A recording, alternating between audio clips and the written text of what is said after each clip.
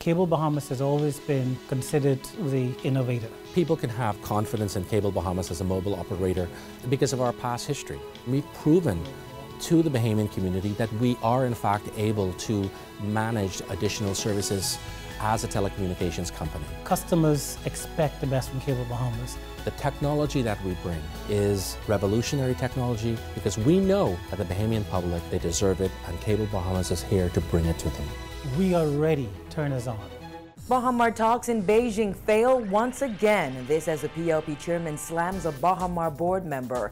Bahamas Junkanoo Carnival $3 million over budget, while the Festival Commission says spending criticism is misplaced.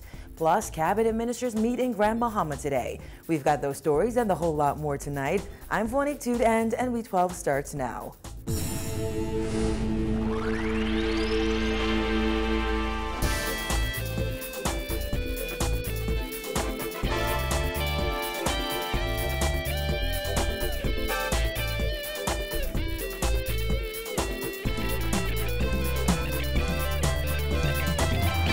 Topping news tonight, Attorney General Alison Maynard Gibson and the Bahamian delegation are reportedly preparing to head back to the Bahamas after the second round of Bahamar talks in Beijing, China failed. The next move is the winding up petition hearing in the Supreme Court on Friday. This after Bahamar called China Construction America's offer to invest in the stalled project a sham. Kyle Joaquin reports.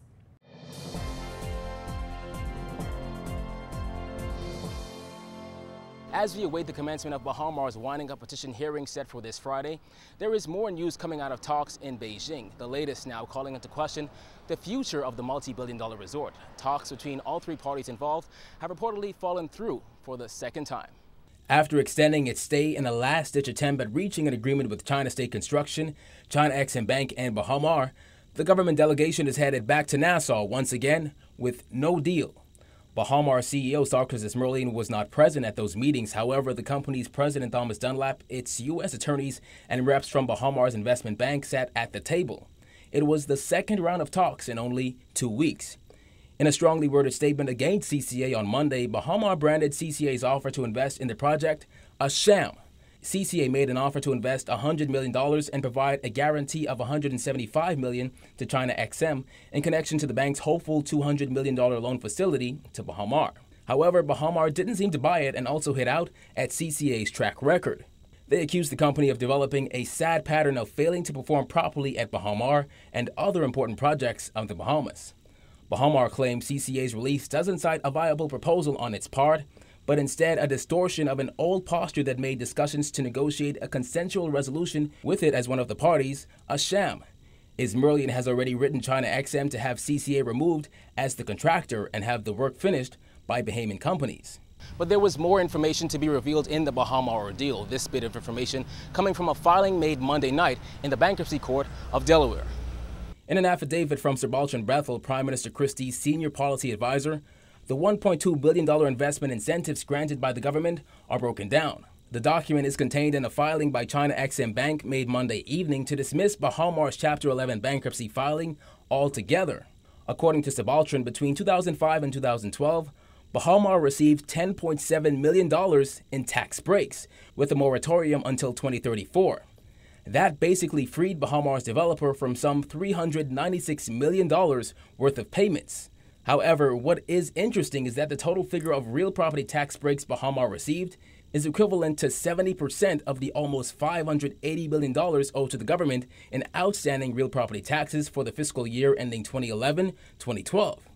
In the months leading up to the implementation of value-added tax, there were some in the business community who voiced the opinion that if government were to collect the millions in outstanding taxes, there would be no need for the 7.5% VAT. In 2014, real property tax dodgers were no strangers to headlines after it was revealed that the government's chief on value-added tax, Ishmael Lightbourne, owed $110,000 in real property taxes. And just before she became Governor General, Dame Marguerite Penling's $300,000 tax bill was made public. Bahamar was initially set to open December of last year, and despite reportedly being 98% complete, there is still no clear indication as to when the doors would ever open. Government is now seeking to have the property go into liquidation in hopes of having it completed and opened as soon as possible. There is no clear indication as to the effect these failed talks will have on employee status. Again, the hearing for the winding up petition is set to begin this Friday before Justice Ian Winder. Reporting from Baha for NB12. I'm Kyle Joaquin. According to a government statement, the bone of contention was Bahamar's refusal to provide a guarantee for the additional funding Bahamar requested from the Exim Bank to complete work on the stalled project. Though the parties did make considerable progress on the commercial terms of an agreement between Bahamar and China Construction America, the deal is moot unless Bahamar provides the guarantee required by Exim Bank to secure a commitment of additional lending. The new financing proposed for Bahamar would include $200 million in new lending by Exim Bank. According to government statement, Exim has insisted that its new $200 million credit extension be guaranteed by the contractor and/or developer. The developer has proposed to provide a standby letter of credit to back $25 million of the new $200 million credit extension.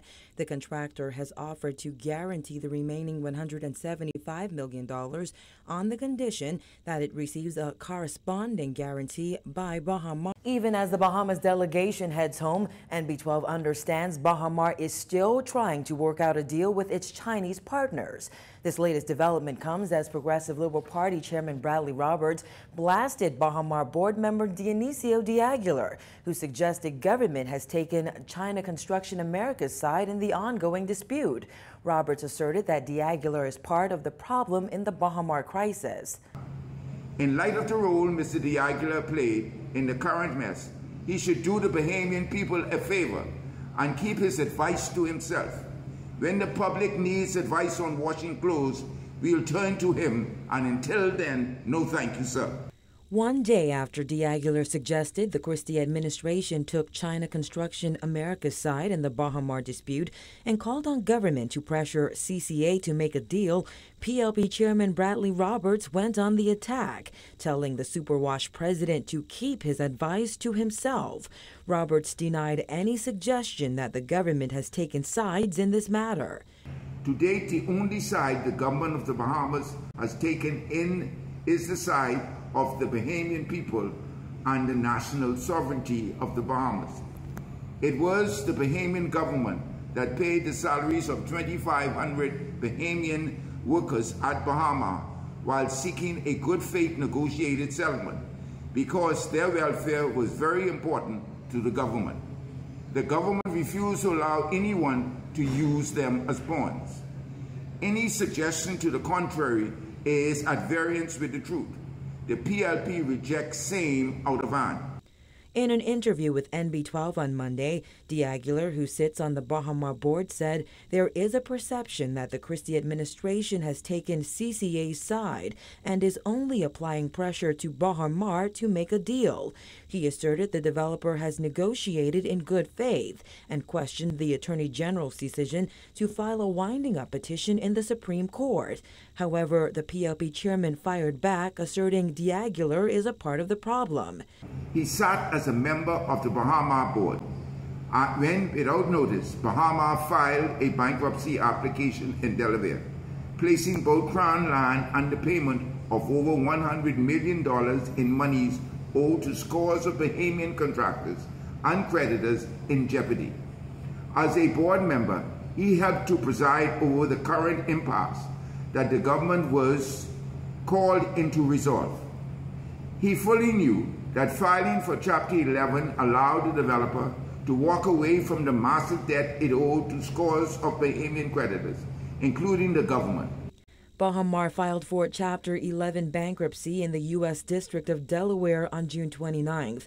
The developer and its Chinese partners have attempted to reach an agreement since then, but the latest round of talks failed yet again. Roberts claims de Aguilar's comments on the matter haven't helped the situation. Mr. de Aguilar is clearly a part of the problem and should keep quiet in the best interest of all Bahamians on the project.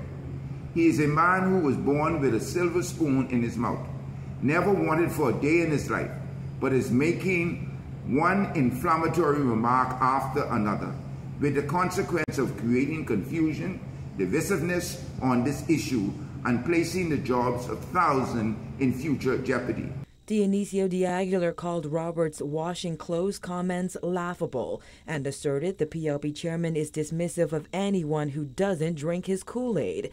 De Aguilar continued, "I understand what Mr. Roberts is attempting to do. When anyone attacks his brand, meaning the PLP, he responds in a vitriolic and unhelpful way. What Mr. Roberts should have done is call me and ask me why I had the opinion I had, having been on the Baha board over the past 3 to 4 years. I could have offered insight to him he had not received. As is the case with politicians, they are only looking to sensationalize the problem and make themselves out to be big and bad. My opinion on the situation is based on fact." In other news, despite going more than $3 million over budget and recouping about half of the total cost in tax revenue, Bahamas Junkanoo Carnival officials today defended their spending. Chairman of the Bahamas National Festival Commission, Paul Major, dismissed assertions that the event was a waste of money, insisting this is not a profit-loss exercise, it's meant to be an economic stimulus. Dana Smith reports. The long-awaited report on Bahamas Junkanoo Carnival was officially presented this morning. Major confirmed, although the festival was budgeted at $9 million, the actual cost of the event amounted to $12,947,650.61. Of that figure, nearly $10 million was spent in New Providence, around $1.25 million was spent in Grand Bahama, and just about $1.8 million was spent internationally. Carnival went over budget by approximately $3.8 million.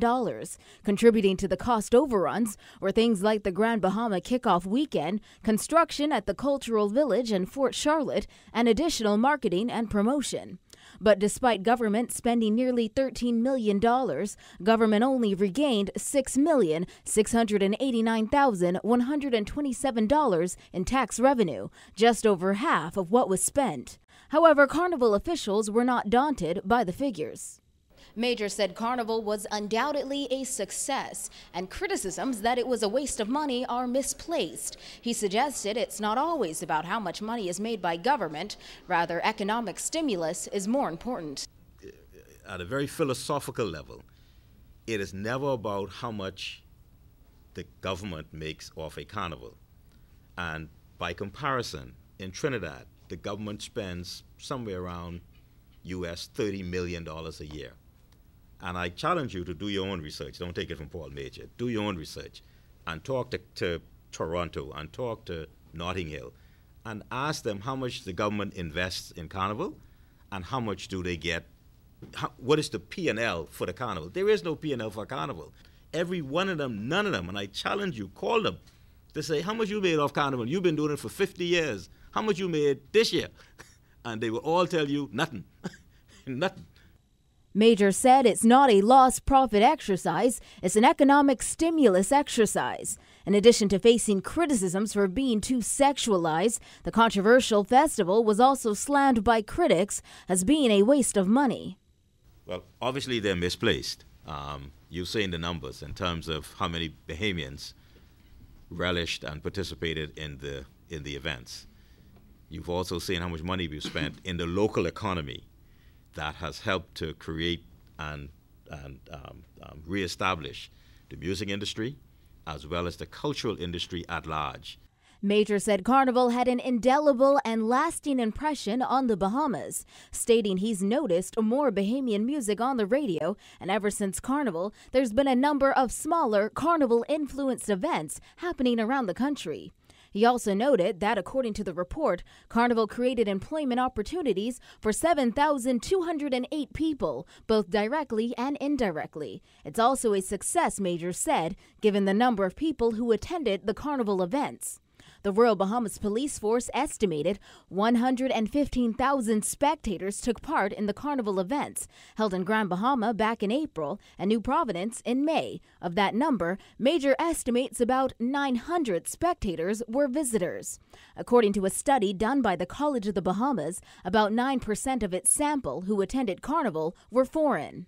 In its early stages, Junkanoo Carnival was touted as a way to boost the nation's #1 industry by attracting tourists. Major attributed the low turnout to starting the international marketing too late. because the talent was announced late. You see, when you go in advertising internationally, you've got to say what you're selling. You can't just go say, come to the Bahamas. They say, well, for what? Well, we've been going to, what's new? So because we didn't get our marketing machine going, Noel, until March, it was just too late. In the weeks ahead of Carnival, Major projected it would generate $50 million to $60 million in GDP impact. Asked about that today, he said he stands by that statement, explaining accounting firm Deloitte & Touche is currently doing an economic GDP study on Carnival's impact to be released at a later date. According to the Carnival report released today, total direct economic activity amounted to some $19 million, including government's near $13 million subsidy. Reporting for NB12, I'm Dana Smith.